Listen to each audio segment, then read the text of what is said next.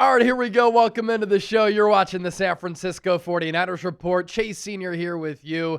And of course, no matter where you are, how you're tuned in, thank you so much for supporting the show and watching the program here today. We have some good news to get to, some bad news to get to, going through all of the most recent Niners training camp storylines. So let's dive right in. Ricky Pearsall continues to ball out for San Francisco throughout training camp. He stayed hot today in Santa Clara. 5 more catches during Tuesday's practice. And a lot of his catches went for sizable gains on the receiving end from those passes from quarterback Brock Purdy. And coming off that hamstring issue, it is great that Pearsall is running well, finding success oftentimes on a lot of deep crossers. And this is one of the staples of Kyle Shanahan's offense here. And I just have a Shanahan play design right behind me here.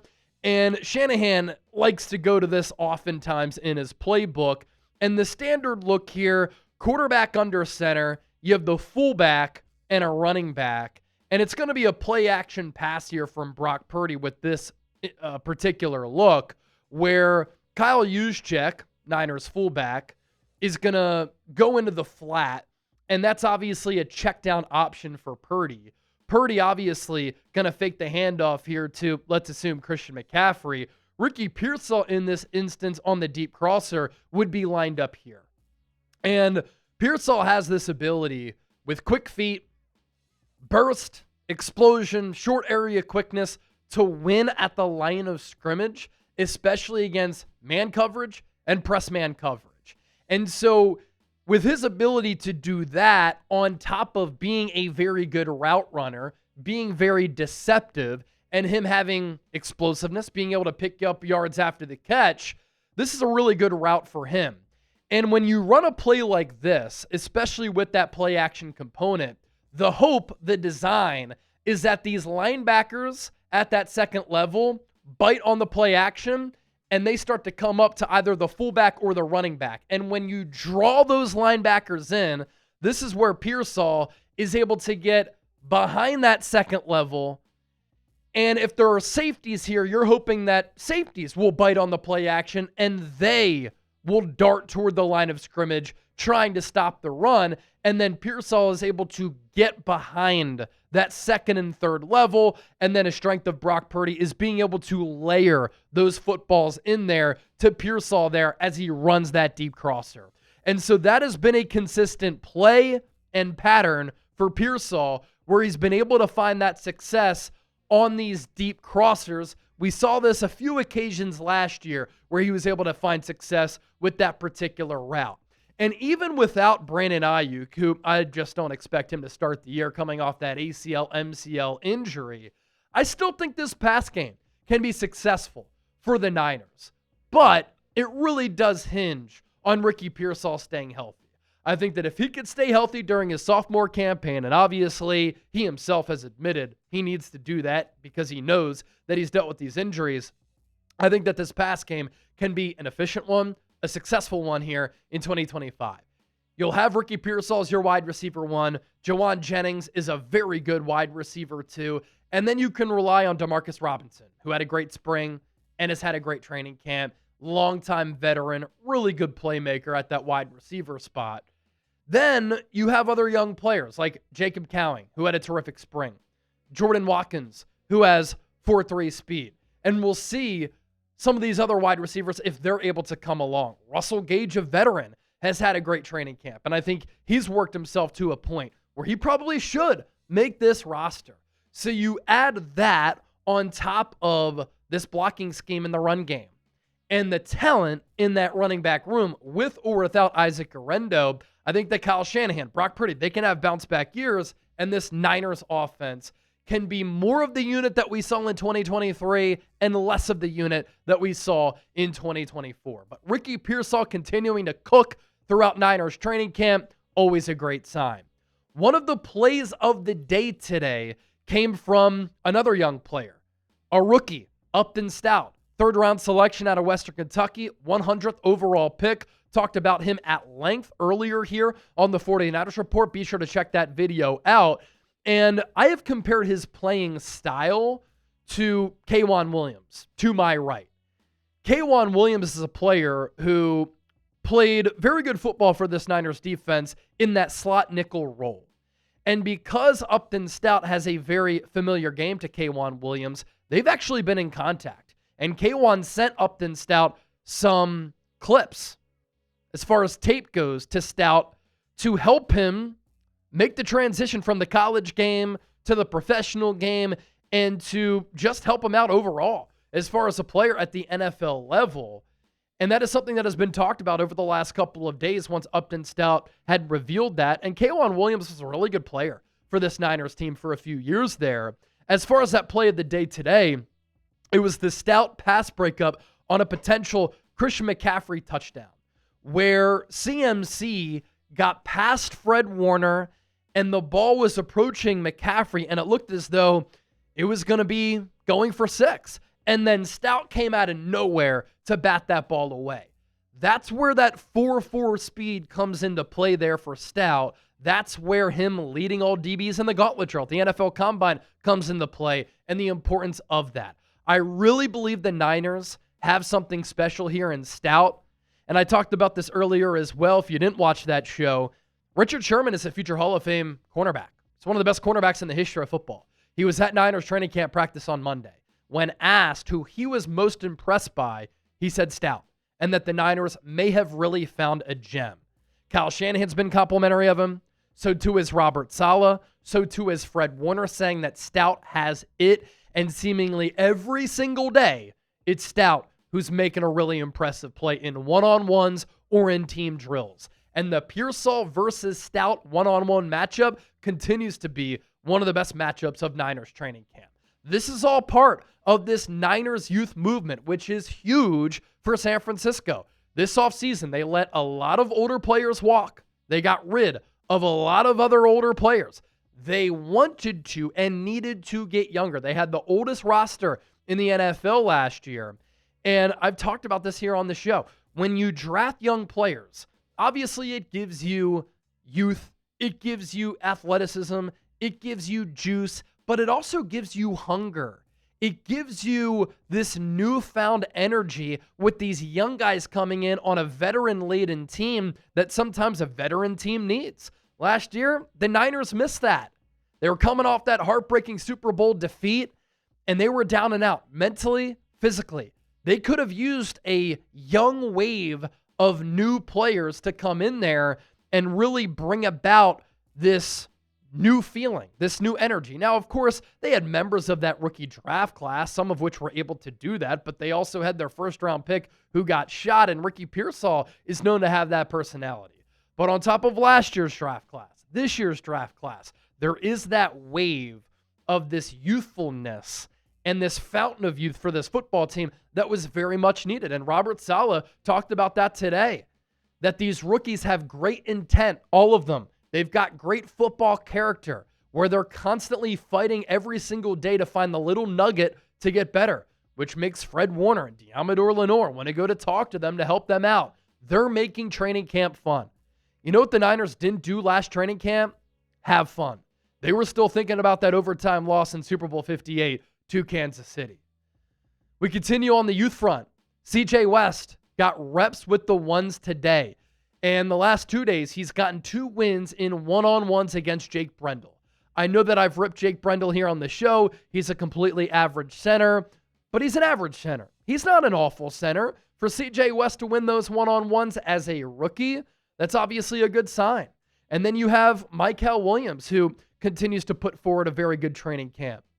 Length, power, physicality, the ability to play defensive tackle, defensive end. He has a lot of promise, and Saleh has seen that. He's got great feel, he said about Mykel. He's kind of awkward because he's long, he's tall, not a traditional 3 technique. He's got great foot speed, strength, power, and length. He's shifty. He can get outside of his frame.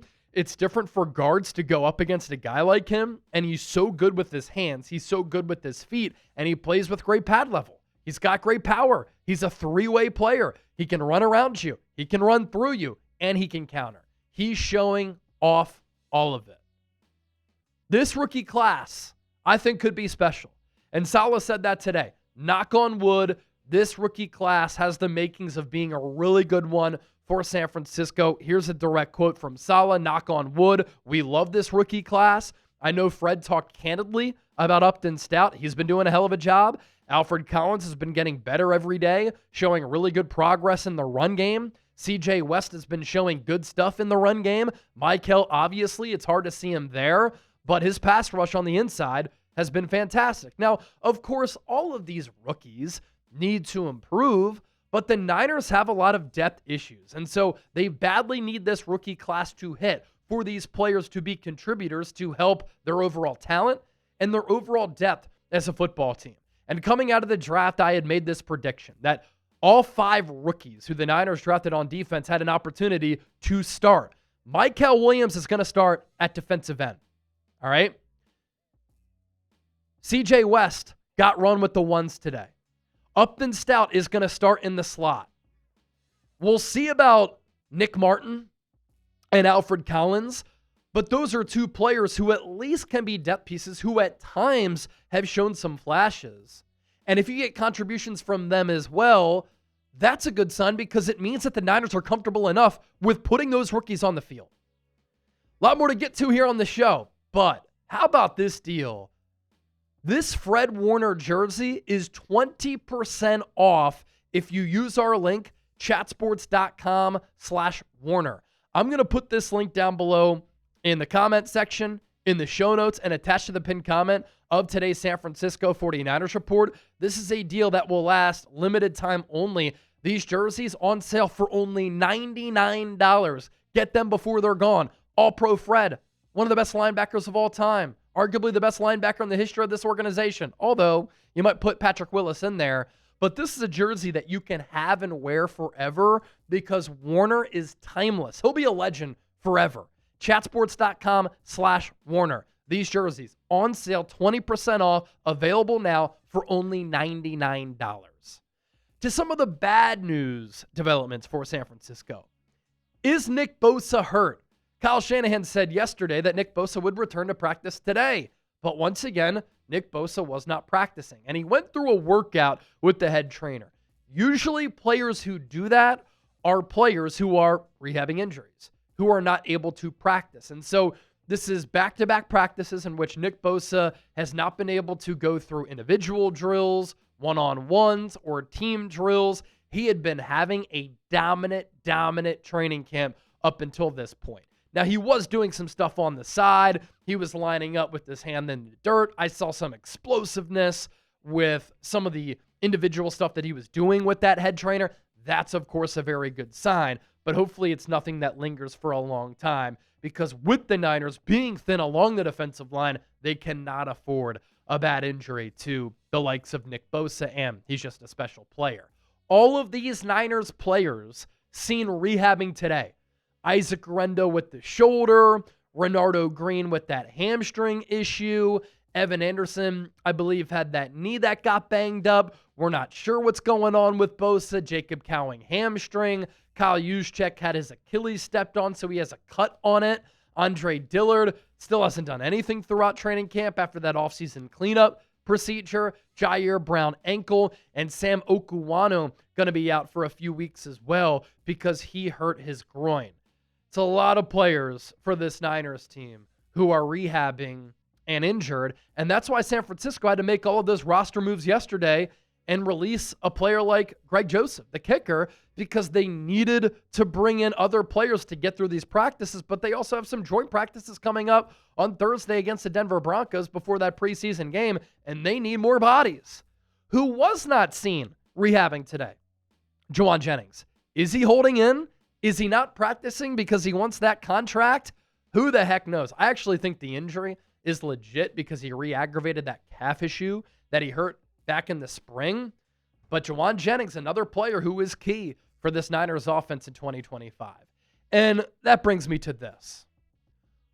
We all must pray to the football gods that the San Francisco 49ers can stay healthy in 2025. Last year, the Niners were the #1 most injured team in all of football. And by the end of the year, a bunch of scrubs were playing for this Niners team. They had the easiest schedule in the NFL. They still have a lot of talent on this team, but they do not have a lot of depth. This is one of the more thin Niners rosters that we have seen in recent memory. If they can get through this year being relatively healthy, I think that they can be a contender in the NFC. But if they have to tap into their depth because some of their marquee players go down, it could be another long year for San Francisco, and the Niners could be looking down the gun barrel at back-to-back years of not making the playoffs. I hope that doesn't happen, but let's pray to the football gods that the Niners can be on the right side of injury history.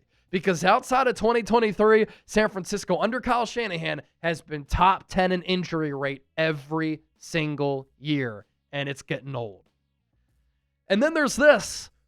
So this photo is from the SAP Performance Facility in Santa Clara, the NFL Network doing their training camp travels, and they had their set up. And you see George Kittle smiling, Fred Warner smiling, and you're thinking everything is all good. But for George Kittle in particular, everything is not all good in the hood, G. Because of this. Mike Garafolo with this tweet. George Kittle crashed the NFL Network set to break the news that the NFL has banned smelling salts and ammonia packets. Kittle said that he used them before every drive. Kittle, the NFL has nearly made him consider retirement. Quote, I considered retirement. We have to find a middle ground. I'm not sure what to tell George Kittle. Can't use smelling salts? That's a bummer. Adderall is an amphetamine. It has been banned by the NFLPA since 2006. Some people have said, you can get the Sharpie out. I don't think George Kittle wants to sniff a Sharpie on the sideline. Some people said that he should just pop a Zyn. I know that Baker Mayfield is famous for doing that. Some people have recommended putting Zyn pouches, which are nicotine pouches, in some peculiar areas, might I say. I don't know if George Kittle wants to go to those lengths in order to get amped up a little bit, but I feel George Kittle on this. Before doing some Niners Report live shows in the past, I've sniffed some smelling salts just to get woken up a little bit, get some more energy, get the juices flowing during live shows. You see me do some of those smelling salts. So I understand the frustrations for George Kittle, but the NFL banning smelling salts moving forward. Sad. What are your suggestions for George Kittle? I want you to drop them down in the comment section right now, and I know people are going to get very creative.